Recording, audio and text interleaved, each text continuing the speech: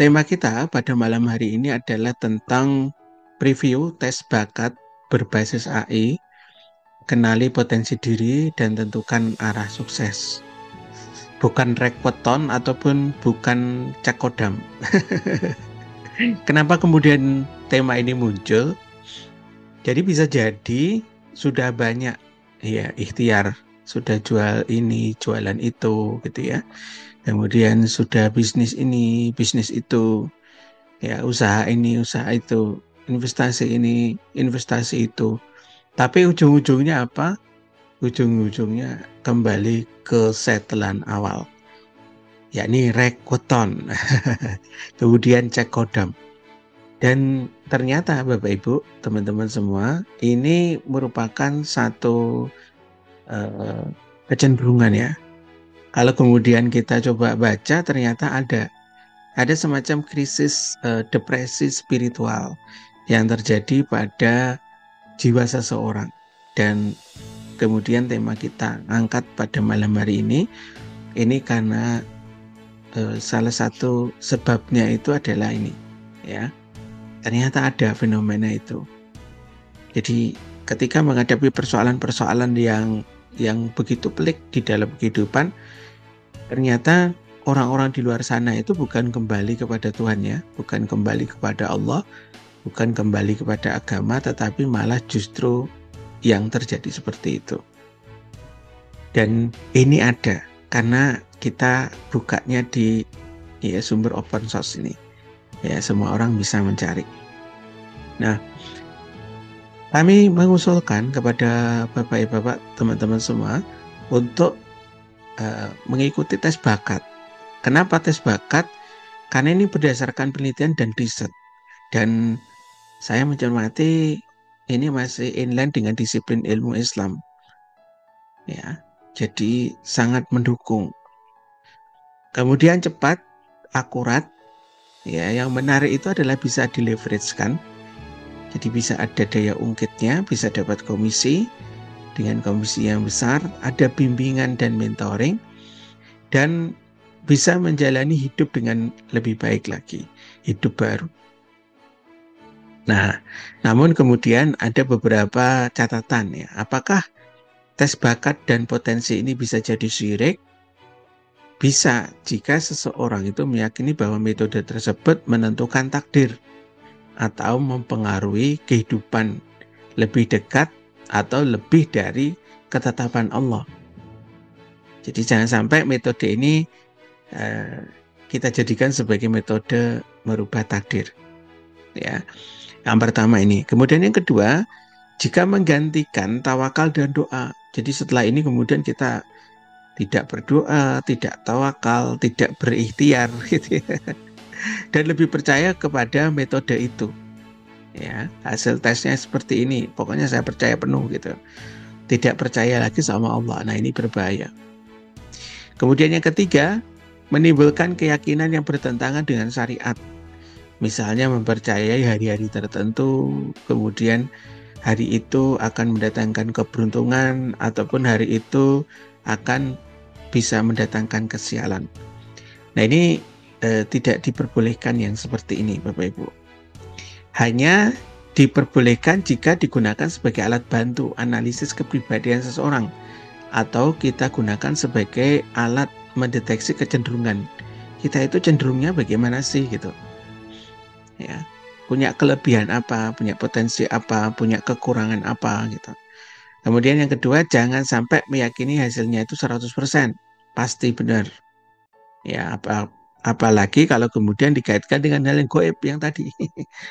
Jadi hati-hati ya, dan anggap saja ini adalah data statistik atau observasi ilmiah dan bukan kebenaran mutlak.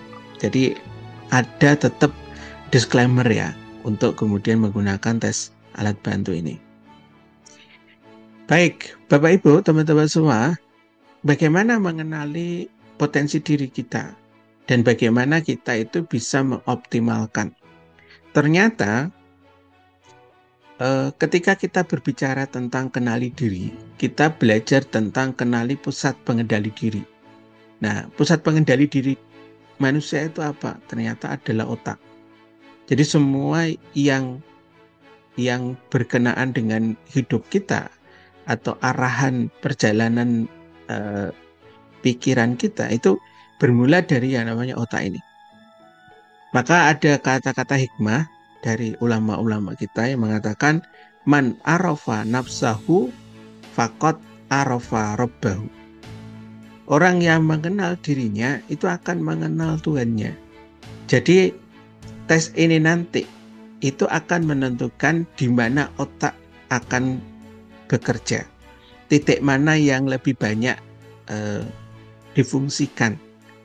Kemudian dari situ kita akan inline-kan dengan syariat sehingga kemudian kita lebih mengenal Tuhan kita. Bersyukur terhadap apa yang kemudian menjadi kelebihan kita dan potensi kita, dan bersabar terhadap apa yang menjadi kekurangan kita. Itu karena pasti ada kekurangan, pasti ada kelebihan. Baik, kalau kita berbicara tentang otak manusia, maka ada 3 hal yang sebenarnya perlu untuk kita perhatikan. Yang pertama itu adalah tentang kapasitas, yang kedua adalah budaya, dan yang ketiga adalah sistem operasi. Sampai di sini kira-kira suara saya masih oke, kemudian masih bisa disimak ya? Mudah-mudahan ya. Nah, kita coba untuk belajar satu persatu. Apa yang dimaksud kapasitas? Kapasitas otak manusia itu ditentukan dari informasi-informasi yang kita gunakan.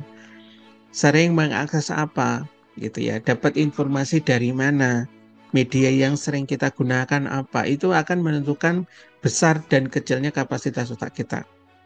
Kalau otak kita tidak digunakan untuk berpikir, tidak digunakan untuk belajar, maka akan mempengaruhi kemampuannya. Ya. Kemudian yang berikutnya adalah budaya. Budaya ini adalah kebiasaan-kebiasaan yang dilakukan oleh otak. Jadi otak kita itu ada kecenderungan-kecenderungan yang apakah itu akan kita turuti ataukah kemudian kita membuat budaya baru atau kebiasaan-kebiasaan baru. Kemudian yang berikutnya sistem operasinya. Ternyata otak manusia itu terdiri dari otak kiri, otak kanan, otak atas, otak bawah, dan otak tengah. Jadi ada kurang lebih sekitar 5 otak. Ini otak beneran ya, bukan otak-otak bandeng seperti yang ada di Gresik gitu ya. Jadi ini otak beneran, operasinya di mana? Nah, kecenderungan manusia itu akan mengakses satu titik, ya satu titik saja. Yang menonjol itu di titik tertentu, ya kecenderungan seperti itu. Tidak semua otak itu digunakan, gitu. Semua otak di belahan otak itu akan digunakan, tetapi akan digunakan pada titik-titik tertentu yang sering, ya, yang dominan. Nah, masing-masing diri kita itu memiliki kecenderungan, dan ini sudah diteliti, ya, ternyata berpengaruh terhadap aktivitas. Nah, kalau kemudian kita pelajari, ternyata otak manusia ini akan memiliki kurang lebih 5 gaya. Ya, sebut saja ini sebagai cara bekerja.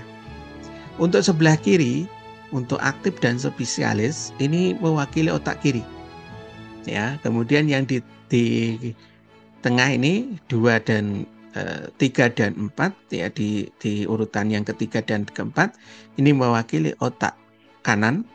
Kemudian yang paling kanan yang adaptif ini adalah mewakili otak tengah. Nah, saya tidak tahu Bapak Ibu teman-teman semua itu sistem operasi otaknya itu cenderung di mana atau sering mengakses yang mana. Kalau aktif itu berarti berada di otak kiri bawah. Kalau spesialis itu berada di otak kiri atas. Untuk kreatif itu berada di otak kanan atas. Kemudian untuk humanis itu berada di otak kanan bawah. Dan yang adaptif ini adalah otak tengah. Nah, ternyata masing-masing ini memiliki kecenderungan cara bekerjanya. Cara bekerja orang-orang yang sering mengakses otak kiri bawah itu cenderung kerjanya itu bekerja secara teratur. Ya, orang spesialis, maka kemudian nanti seterusnya akan kita sebut aktif, spesialis, ya, kreatif, humanis, adaptif gitu ya, untuk menyebut masing-masing bagian. Kalau orang spesialis itu bekerjanya adalah bekerja mandiri, kecenderungannya seperti itu. Kemudian untuk kreatif itu kerjanya secara variatif. Jadi kerja variatif. Orang humanis itu bekerja secara bersama, bekerja bersama. Ya, makanya kemudian nanti ya Bapak Ibu teman-teman berada di mana gitu ya. Kecenderungan belajarnya di mana ya. Kemudian adaptif itu cenderung kerjanya spontan. Ada orang yang kerjanya teratur ya. Pokoknya jam segitu sudah dimulai, ya itu bisa jadi ya kita berada di orang-orang yang sering menggunakan otak kiri bawah. Kemudian yang mandiri. Mandiri ini biasanya tidak mau diganggu, orangnya khusyuk, tidak mau rame-rame, menyendiri, itu cenderung bekerjanya seperti itu modelnya. Ya, berarti kemungkinan beliau adalah spesialis. Atau kemudian kerjanya ini random, ya, variatif, kadang ngerjain yang atas, kerja ngerjain bawah, gitu ya. Atau kemudian kalau mengerjakan sesuatu itu tidak berurutan, itu bisa jadi beliau itu termasuk orang-orang yang kreatif. Atau misalnya ada orang yang kerjanya itu kumpul, kerja kelompok, ngobrol, ya. Tapi kerjanya selesai. Bisa jadi beliau itu termasuk orang-orang yang humanis. Kemudian ada yang kerjanya itu spontan modelnya. Jadi ketemu, ya ikut Zoom misalkan, dapat ide, langsung dikerjain. Itu bisa jadi adalah orang-orang yang memiliki kecenderungan adaptif. Ini tentang cara kerja. Kemudian yang berikutnya itu adalah terbiasa atau kebiasaan. Orang aktif itu cenderungnya itu efisien. Efisien itu gimana ya? Efisien itu mungkin seperti bahan bakar ya. Di bahan bakar 1 liter itu bisa menempuh berapa kilometer gitu ya. 1 liter berapa kilometer, itu efisien. Efektif itu ya singkat waktunya. Jadi kalau ngerjainnya itu efektif. Jadi orang aktif cenderung efisien, orang spesialis cenderung efektif gitu. Kalau orang kreatif itu cenderung solutif, memberikan solusi. Apa alternatif solusinya? Itu orang kreatif. Kalau orang humanis itu kerja yang persuasif. Ya mungkin kalau di perusahaan kita akan ketemu dengan orang-orang humanis ini akan lebih toleran atau lebih ya sudahlah, enggak apa-apa, dikerjain nanti gitu ya. Yang penting dikerjain gitu ya. Atau kemudian responsif bagi mereka yang kemudian kecenderungannya itu adaptif. Jadi ini adalah kebiasaan-kebiasaan dan saya tidak tahu Bapak Ibu yang ada di Zoom pada malam hari ini termasuk yang mana? Yang efisien, yang efektif, yang solutif, yang persuasif, atau yang responsif gitu.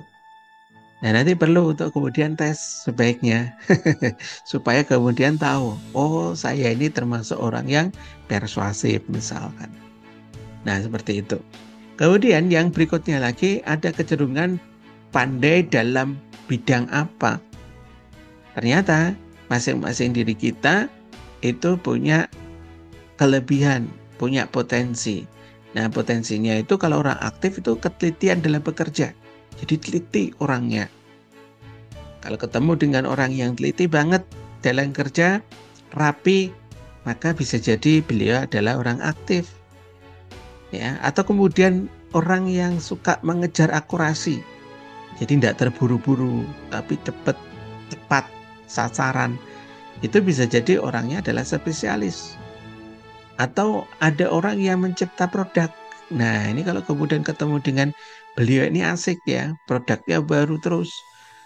Ya, sehingga kemudian sangat inovatif di dalam perkembangan bisnis itu.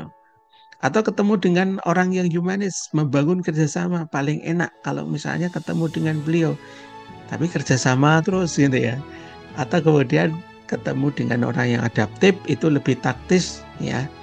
Kalau orang Jawa bilangnya apa? Satset satset gitu ya. Itu orang adaptif, orang otak tengah. Kemudian yang berikutnya lagi tentang orientasi kerja. Jadi ketika kemudian kita bekerja berhadapan dengan sesuatu, terkadang kita akan berbeda-beda ya. Cuma ini tadi urutan gambarnya karena nyarinya tidak mudah, bahkan ada yang tidak pakai kerudung juga, saya mohon maaf. Ya, untuk urutan yang di sini kita ubah-ubah sesuai dengan fotonya. Ya, ini tidak bisa diubah-ubah fotonya. Ya, tidak mudah dalam mengedit. Ya, lebih mudah edit hurufnya. Ya, kita mulai dari yang aktif dulu.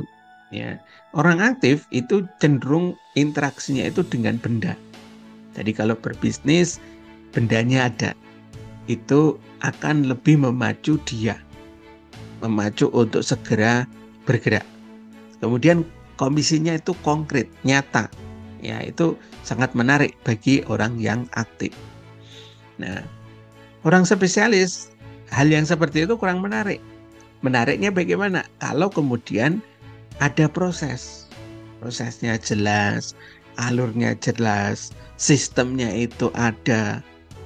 Ibarat kemudian kita berbicara tentang sebuah website landing page-nya ada, sales page-nya ada. Kemudian nanti akan masuk, orang itu akan diantarkan kepada check out ya page misalkan. Setelah kemudian orang ngisi data akan dilarikan kepada thank you page misalkan. Nah itu orang spesialis akan berpikir seperti itu. Atau kemudian kalau dalam berbisnis bagaimana? Ini tahapannya bagaimana? Ini perlu jelas gitu. Sistemnya bagaimana? Boleh ngerekrut atau enggak? Boleh ngajak teman atau enggak? Boleh diafiliatkan atau enggak gitu. Itu kalau orang spesialis. Kalau orang berikutnya tentang orang yang kreatif ya. Ini yang otak kanan atas, ini otak kanan bawah. Ya. Yang penting kreatif. Yang penting ada ide, muncul ide. Orientasinya kerja itu tentang ide. Bagaimana kemudian menyampaikan ide, menyampaikan gagasan, kreativitas gitu. Ketika kita ketemu dengan mereka, terkadang kita kasih alur semacam panduan gitu ya. Harusnya langkah 1, 2, 3 gitu ya. Tapi terkadang karena orangnya kreatif, langsung melangkah ke langkah keempat dulu gitu ya. 1, 2 aja dikerjain nanti. Nah, kok seperti ini? Nah gitu. Akan ketemu dengan orang-orang yang kayak gini, atau kemudian anak kita juga cenderung seperti itu ya. Atau yang kemudian yang berikutnya itu adalah humanis ya, cenderung pada orang, cenderung membangun hubungan. Jadi akan menarik kalau ketemu dengan orang. Kalau bisnis ketemu dengan orang sebagai motivator, sebagai inspirator, seorang humanis sangat senang gitu. Kemudian yang berikutnya lagi adalah adaptif. Nah, adaptif ini dikasih peran, perlu peran, dikasih kepercayaan, mau tidak belajar gitu ya. Mau nggak Anda mewakili saya? Kalau kemudian dikasih peran seperti itu, ya kemudian kita libatkan, orang adaptif akan senang gitu. Dan dia bisa baper kalau kemudian kita tidak berikan peran kepada beliau. Gitu ya. Jadi ini tentang orientasi kerja masing-masing otak kita. Kemudian yang berikutnya tentang kunci sukses. Nah, ternyata otak manusia itu secara dominan bekerjanya itu ternyata ada kunci suksesnya. Ya, berdasarkan penelitian yang sudah dilakukan itu adalah ketika kemudian ada orang aktif, itu cenderungnya adalah meningkatkan skala dan waktu. Jadi kunci suksesnya di situ. Kalau beliau itu bisa teratur, bisa mengatur jadwal sesuai dengan waktu yang telah ditentukan, ya insya Allah beliau lebih cepat suksesnya. Ya, contoh siapa misalkan Kang Dewa Eka Prayoga itu berada di sini beliau, gitu. Jadi efektif secara waktu, skala, ya kemudian ngerjainnya cepat. Kemudian yang berikutnya lagi adalah mengefektifkan sistem.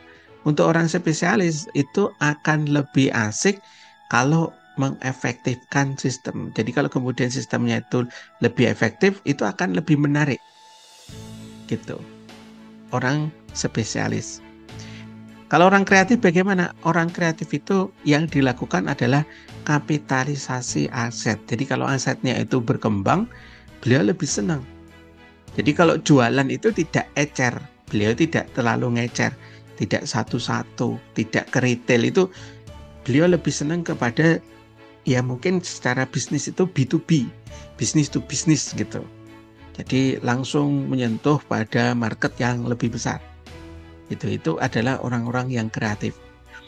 Kemudian orang humanis lebih suka dalam membimbing, mementoring orang, mendidik, ya, kemudian mendampingi, itu lebih senang. Ya, kunci suksesnya beliau adalah menempa orang. Kalau kemudian ketemu dengan orang yang seperti ini, baik banget, bagus banget gitu. Kemudian yang berikutnya lagi tentang adaptif. Nah, adaptif ini memperlancar keadaan atau mendamaikan keadaan. Jadi diturunkan kalau misalkan negeri sedang menghadapi konflik, itu yang diturunkan bagusnya adalah orang-orang adaptif. Jadi bisa menyatukan dari berbagai macam pihak. Begitu. Ini adalah kunci sukses bagi masing-masing belahan otak. Bagaimana kenali diri dan ya untuk fokus dan optimal. Teman-teman, kalau kemudian berbicara tentang berbisnis, itu ternyata modal utama seorang berbisnis, seorang yang sedang menjalani bisnis itu ternyata bukan modal uang, ya, bukan modal uang. Tetapi modal utamanya itu ada 5 juga, berdasarkan potensi sistem operasi otak, gitu. Jadi modal yang perlu untuk kemudian diperhatikan adalah yang pertama adalah momentum namanya. Kemudian yang kedua adalah ketajaman. Yang ketiga gagasan. Kemudian yang keempat adalah koneksi. Ini urutannya kebalik. Kemudian yang kelima adalah akses. Nah, modal ini penting ketika kemudian kita mau membangun bisnis. Jadi modal utama kita itu bukan uang. Uang memang diperlukan, tetapi uang tidak semata-mata ya bisa menghasilkan uang yang lebih besar lagi. Tapi ya harusnya dikembalikan kepada masing-masing kemampuan otak manusia. Nah, berbicara tentang modal utama orang aktif itu ternyata adalah momentum. Momentum itu apa kira-kira?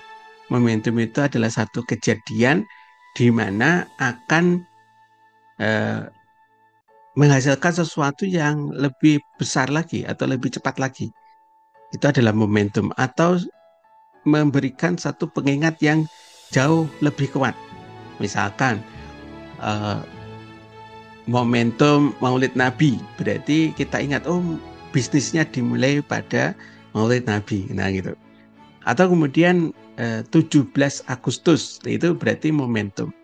Nah, orang aktif itu harusnya memperbanyak momentum. Bisa jadi orang-orang yang ada di Shopee atau mungkin di marketplace itu adalah orang momentum atau orang aktif gitu. Jadi ada flash sale 99. Kemudian nanti di Oktober ada flash sale 10-10 gitu. Nah, mereka mempertemukan kembali, menghadirkan kembali, memperbanyak kembali momentum. Nah, bisa jadi beliau-beliau ini juga sudah pernah tes gitu ya, tes bakat sehingga tahu tentang momentum. Nah, kalau Bapak Ibu teman-teman semua itu termasuk orang yang aktif, ya sarannya adalah memperbanyak momentum ini. Kemudian di dalam menjelaskan sesuatu produk itu sebaiknya adalah menguraikan keuntungan secara finansial. Karena orang aktif itu sukanya dengan uang, sukanya dengan keuntungan. Ya, kalau kita itu membangun satu bisnis yang kita sebut downliner ya, ini tadi mencari kata padanan yang pas itu apa ya? Intinya sebenarnya di sini itu adalah customernya atau pelanggannya, ya. Jadi buat pelanggan itu kagum dengan keuletan Anda. Jadi kalau teman-teman atau Bapak Ibu termasuk orang yang aktif, ya jadilah orang yang ulet untuk timnya, untuk membangun tim. Kemudian memperbanyak alokasi dana untuk mentraktir gitu ya. Jadi kalau ketemu dengan kalau Anda itu adalah seorang yang aktif, itu disarankan untuk banyak-banyak mentraktir. Ya, kenapa? Karena salah satu potensi juga itu adalah orang aktif itu flow dalam ibadahnya itu adalah sedekah.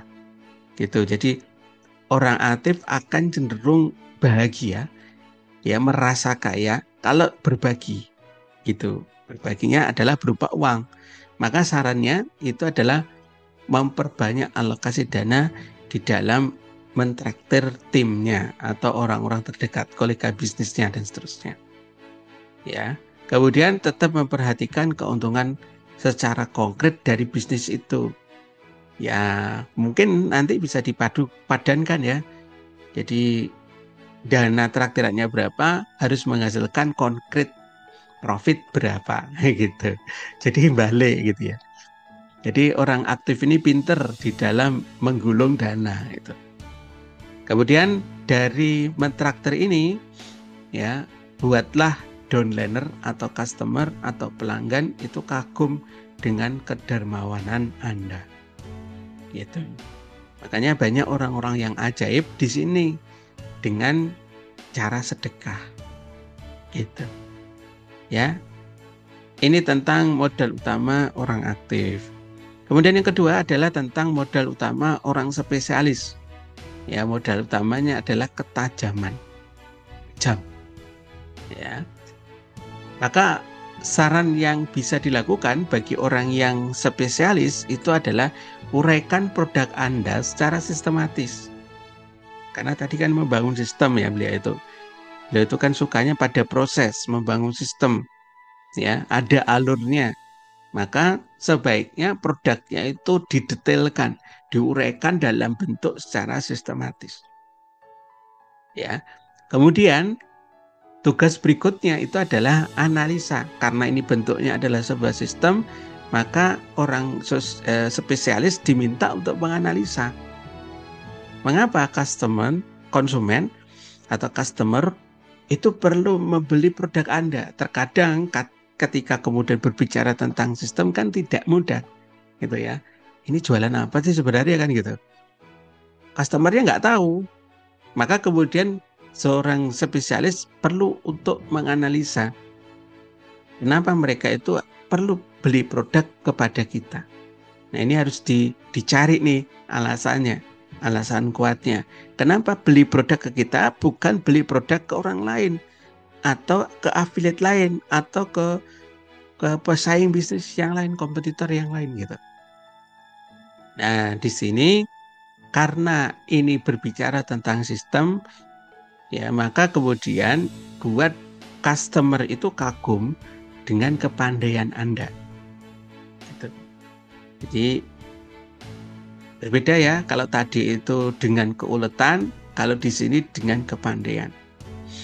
Kemudian langkah selanjutnya anjurannya adalah paparkan cerita sukses yang berbisnis dengan Anda itu sudah sukses. Nah ini perlu untuk banyak bercerita di situ. Ya, tapi untuk anjuran ibadah seperti yang di sini berkaitan dengan dana atau kemudian traktiran, untuk orang spesialis ibadahnya cenderung pada individu, bukan kepada orang lain. Kalau mentraktir itu kan kepada orang lain, melibatkan orang lain. Tetapi kalau orang spesialis cenderung pada individu. Contoh misalkan puasa. Begitu. Jadi kalau kemudian nanti kita mengikuti Riyadhah, mentoring Riyadhah, itu biasanya kita akan selidiki dulu. Teman-teman termasuk orang yang mana. Jadi ini sebenarnya inland.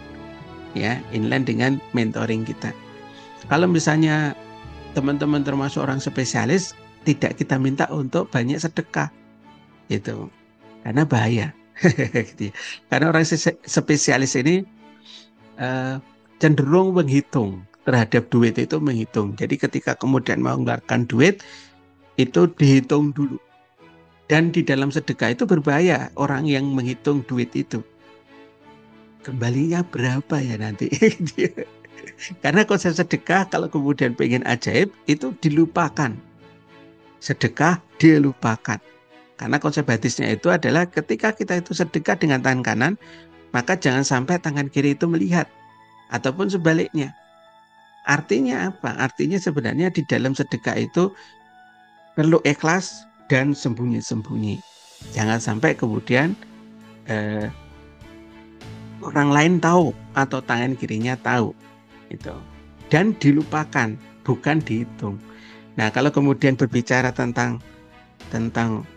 duit, itu orang aktif lebih pinter mengendalikan di situ. Tetapi kalau kemudian orang spesialis itu cenderung untuk menghitung, gitu. Karena beliau berpikirnya itu adalah sistem atau berpikir proses. Ya. Yang bahaya itu adalah orang spesialis ketika kemudian sedekah adalah prosesnya bagaimana ya, gitu ya, dihitung, diproses, dianalisa. Bahaya ini, ya, dan tidak ajaib-ajaib, gitu. Nah, saya pernah ketemu dengan seorang yang kemudian mengikuti kajian yang kemudian berhubungan dengan sedekah. Ya, saya tahu beliau itu adalah orang spesialis.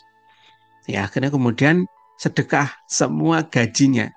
Jadi beliau itu kerja di satu perusahaan sebagai seorang supervisor pada waktu itu. Kemudian mendapatkan kajian untuk sedekah pol-polan atau jor-joran, sedekah tar atas gitu.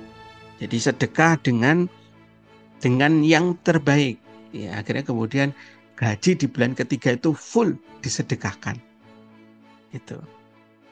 Lalu di bulan keempat apa? Beliau dipecat. jadi ya tidak tahu ya, karena mungkin karena tadi alasannya atau analisanya adalah beliau terlalu banyak menganalisa yang terjadi seperti itu. Nah, itu cerita sedikit ya. Tadi kok pas ingat dengan beliau.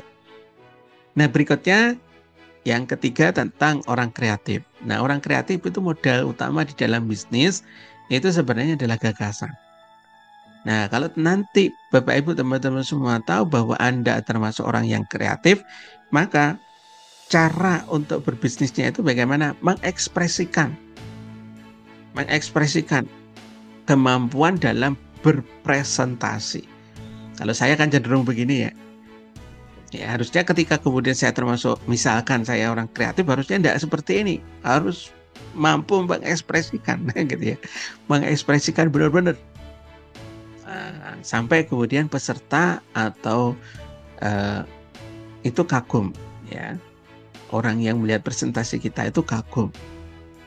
Kemudian munculkan hasrat, sehingga kemudian orang-orang yang melihat atau yang mengikuti Anda atau yang mendapatkan pesan Anda itu mau berbisnis dengan Anda. Ya, mau berbisnis dengan Anda. Kemudian yang berikutnya, buat customer kagum dengan tanda kutip ya, kesempurnaan. Jadi orang kreatif ini bagus gitu ya. Kalau berbicara tentang kerjaan itu, Masya Allah, saya pernah ketemu dengan orang kreatif. Dan di Zoom sebelumnya kita juga sudah cerita. Beliau kerjanya tuh rapi, bagus gitu. Tapi ya begitu. Karena mengejar kesempurnaan, terkadang tidak memperhatikan efektivitas waktu. Karena orang kreatif ini terkadang tidak memperhatikan itu. Karena beliau itu yang dipikirkan adalah tadi kecenderungannya apa? Kapitalisasi aset. Jadi yang penting asetnya jalan gitu. Tidak terlalu memikirkan bagaimana kemudian efektif dan efisien di dalam mengelola waktu. Maka kemudian langkah berikutnya adalah paparkan prospek cerah bisnis yang Anda tawarkan. Biasanya bisnisnya orang-orang kreatif ini cenderung ya menjangkau masa depan. Nah, gitu. Dan buat customernya itu kagum dengan gagasan bisnis Anda yang prospek tadi. Nih. Nah, ini kalau kayak gini punya gambaran nggak? Ya, Bapak Ibu, teman-teman semua. Kira-kira loh saya kok nggak kreatif ya? Padahal saya ini orang kreatif misalkan gitu kan. Berarti ada sesuatu yang tidak tepat di dalam jalani bisnisnya. Nah gitu. Ya. Baik, yang berikutnya, yang keempat, kita sudah hampir selesai nih. Sebentar aja kita zoom malam hari ini. Ya, modal utama di dalam berbisnis orang humanis itu adalah koneksi. Jadi yang paling penting pada orang humanis itu adalah koneksi. Ya, produk nomor sekian gitu ya. Yang penting berkarisma dan populer gitu ya. Jadi perlu yakin karisma populer. Biasanya orang humanis itu memiliki subscriber yang banyak, aktif dan semangat gitu. Jadi ini modal utamanya ya. Guru-guru kita termasuk banyak ya yang ini. Itu juga begitu, subscribernya banyak beliau sampai ratusan ribu gitu ya. Masya Allah. Nah, kalau kemudian bercerita tentang orasi atau kemudian karisma, ini tidak mudah untuk dikalahkan. Gitu ya. Tidak mudah untuk dikalahkan. Jadi kalau kemudian kita termasuk orang yang humanis, bagaimana kemudian kita menjadi seorang sosok yang memiliki karisma? Itu PR-nya intinya. Jadi di sini bagaimana kemudian membangun karisma kita.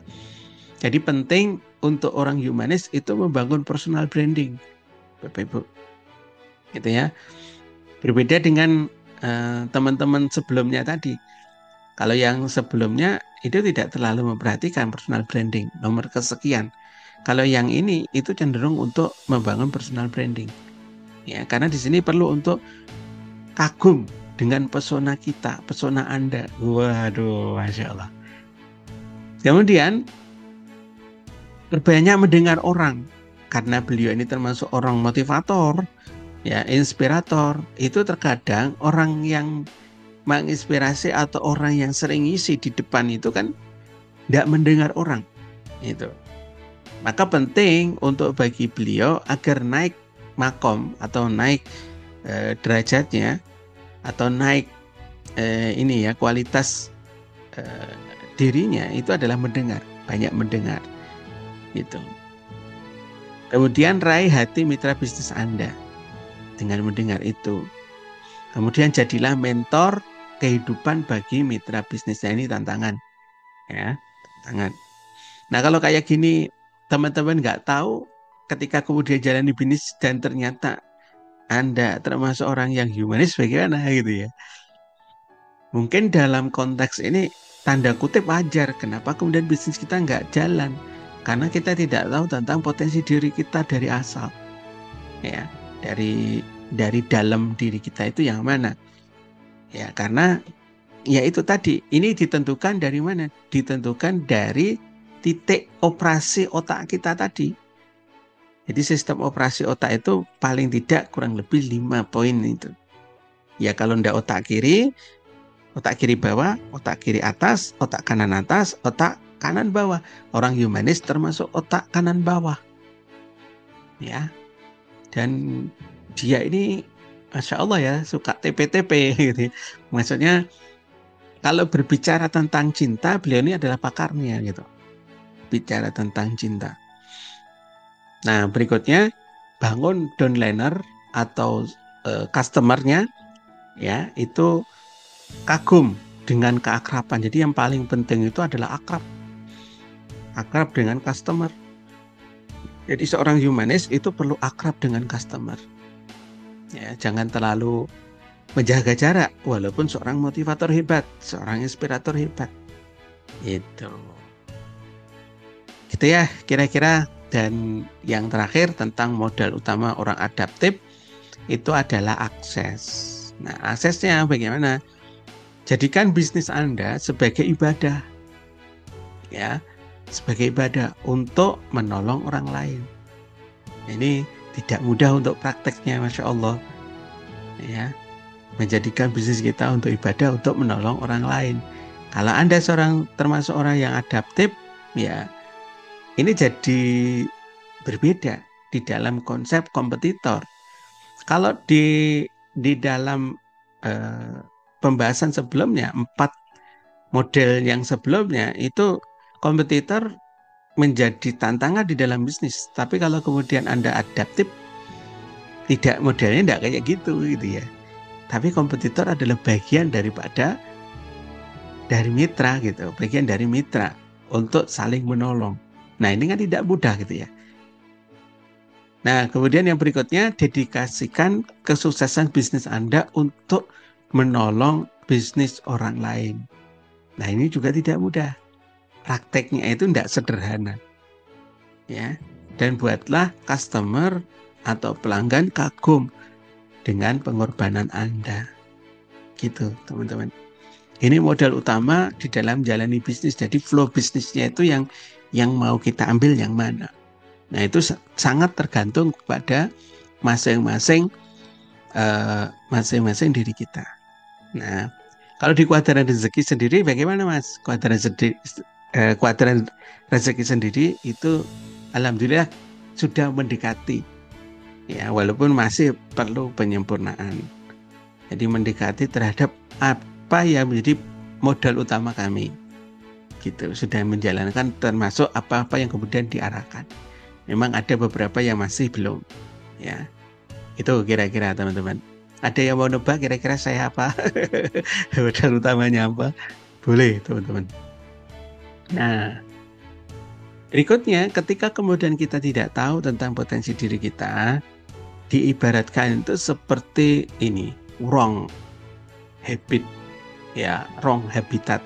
Jadi kita tidak berada di habitat yang tepat. Coba bayangkan kalau kemudian kita itu tumbuh tetapi seperti ini, akarnya kurang dalam ke bawah, kemudian kita juga kurang kuat.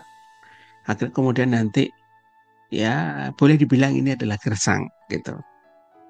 Mau kemana gitu ya. Nah, ini jadi renungan kita bersama teman-teman semua ya.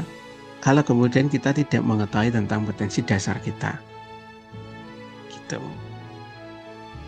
Oke, hati-hati salah ketidaktepatan di dalam memilih modal bisnis ataupun dalam menjalani bisnis. Ya, itu tadi berlaku untuk online dan offline ya. Baik, oleh karenanya kemudian kita bersyukur terhadap semua kelebihan yang diberikan oleh Allah Subhanahu wa taala yang didukung dengan ilmu yang benar. Jadi ilmu ini kita dukung untuk mengetahui tentang potensi diri kita yang terkuat yang mana, ya, dan kita bersyukur terhadap itu. Kemudian yang berikutnya adalah bersabar kalau kemudian di masing-masing itu ada kekurangannya, gitu. Nah, pembahasan yang lebih detail lagi tentang bagaimana kemudian diri kita dan seterusnya itu bakal lebih detail atau lebih gamblang di dalam uraian penjelasan masing-masing. Mana keutamaan, mana kelebihan, dan seterusnya. Maka kemudian kita perlu untuk mengamalkan apa yang kemudian di dalam Al-Quran, surat Az-Zumar ayat 39. A'udzubillahi minasyaitonirrajim. I'malu ala makanatikum. Berbuatlah menurut kedudukan kita. Nah, ayat ini teman-teman semuanya, kalau kemudian diperhatikan atau dilihat dari asbabul nuzulnya itu berkenaan dengan dialog antara Nabi Muhammad SAW dengan orang Quraisy. Gitu. Nah, nasihatnya ini adalah nasihat yang diberikan oleh Nabi kita kepada umat saat itu ketika berdialog, gitu ya. Ketika berdialog itu harusnya seperti apa? Jadi ya kita beramal berdasarkan kedudukan kita. Nah, kedudukan di saat itu apa dan bagaimana? Ya, kalau kemudian kita perhatikan kedudukan Nabi itu tinggi. Kedudukannya itu karena membawa risalah, membawa tauhid gitu, mengisahkan Allah. Maka kemudian jangan sampai jatuh kepada level ketidaktepatan ya di pihak musuh gitu. Nah, itu anjurannya terhadap diri kita. Ya, kalau perumpamaan saya tuh begini, kalau andaikan kita itu sebuah mobil gitu ya, sebuah mobil. Anggap saja mobilnya itu Mercy ya, atau kemudian BMW. Nah, sebaiknya malu ala makanatikum, berbuat menurut kedudukannya. Kalau diri kita itu termasuk mobil BMW atau Mercy, jangan dibawa ngarit. Kalau di tempat saya waktu di Jawa, kalau di kampung saya di Jawa itu yang namanya ngarit itu berarti naik ke gunung untuk mendapatkan makanan kambing gitu ya. Nah kalau kayak gitu ya mending jangan pakai BMW. Itu kayaknya melecehkan, merendahkan. Nah demikian juga tentang diri kita. Jangan sampai kemudian kita ini punya potensi yang hebat sebenarnya, tetapi jangan sampai kemudian menjatuhkan pada sesuatu yang tidak tepat gitu ya, yang bukan pada tempatnya. Nah gitu. Nah gitu ya kira-kira, dan tema kita sudah berakhir ya. Kalau kemudian mau didiskusikan silahkan. Terima kasih sudah menyimak sampai di slide kali ini. Jadi kurang lebih begitu tentang uraian kita, dan ini insya Allah menjawab ya dari tema yang kita bahas, bahwa kita tidak perlu menggunakan rek weton. Jadi kalau di Jawa banyak itu nanti ya rek weton. Walaupun saya tidak berani ya menyalahkan sepenuhnya. Tetapi kalau kemudian kita ketemu di Kalimantan, mungkin di Sulawesi, itu tidak akan ketemu yang namanya rek weton. Kalau di Kalimantan saya diskusi dengan teman-teman, di sini tidak begitu ngerti gitu ya. Kamu pernah belajar tentang weton tidak? Tidak. Kalau di sini tidak, teman-teman. Tidak tahu mereka. Gitu. Kemudian tentang kodam. Nah, kodam ini berhubungan dengan goib ya. Apakah kemudian benar seperti itu? Ya, ataukah tidak gitu ya. Kemudian satunya kodam itu apa ya? Saya kok tidak ingat ya. Masa saya baru ingat itu ketika di slide ini ya cerita. Tapi itu disediakan marak di Shopee. Jadi kita beli toolnya itu paling harganya kalau nggak salah itu berapa ya? 10.000 atau 20.000 gitu. Jadi aplikasi pakai Excel, nanti ketik nama gitu ya, nama orang ini artinya apa gitu. Saya istilahnya apa itu nggak ngerti gitu, nggak ingat nih ya. Jadi itu ada di beberapa live di sosial media, itu banyak yang model kayak gitu. Saya tahu, tapi saya nggak ingat namanya. Dan alatnya itu cuma beli di Shopee. Ya. Saya tuh pernah kemudian kepikiran kayak gitu, oh ini beneran apa enggak kan gitu ya. Gitu ya teman-teman, terima kasih. Kemudian alhamdulillah ketemu dengan tes ya ini ya. Tesnya menggunakan AI ya, artificial intelligence. Kita cukup memasukkan nama, kemudian tanggal lahir ya. Sudah kita kirim nanti gitu. Kita masukkan datanya, kami yang masukkan paling sekitar 1 menit sudah muncul. Bagi teman-teman yang sudah pernah tes yang lain, contoh misalkan tes Stephen, itu nanti bisa di compare. Cocok nggak ya kira-kira? Ya. Untuk tes ASKA ini kurang lebih sama dengan tes Stephen. Yang paling mendekati itu adalah tes Stephen. Cuma bedanya di dalam pengistilahan aja. Ya, ASKA dan Stephen.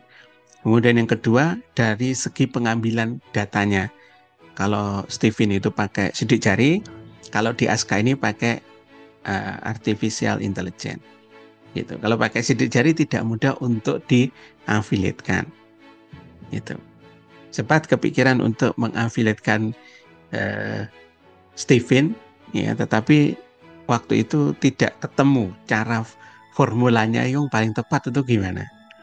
Ya, dan dari segi biaya itu tidak sederhana gitu. Jadi ini yang agak membedakan, dan ketika ketemu dengan ASKA ya, setelah kemudian diskusi panjang dengan konselornya, ya sudah, saya ngambil apa istilahnya certified ya, konselor gitu tentang ASKA ini, dan jadi gitu. Dan teman-teman, bagi teman-teman affiliate bisa ngembangkan juga, bisa mendapatkan komisinya juga gitu. Kalau kemudian bareng-bareng, saya rencananya mungkin insya Allah kalau nggak besok hari Akad itu mengadakan kulwa kecil-kecilan gitu di grup kita, di grup bimbingan untuk mengenalkan lebih jauh tentang ASKA dan potensi rezekinya ya. Gitu kira-kira teman-teman.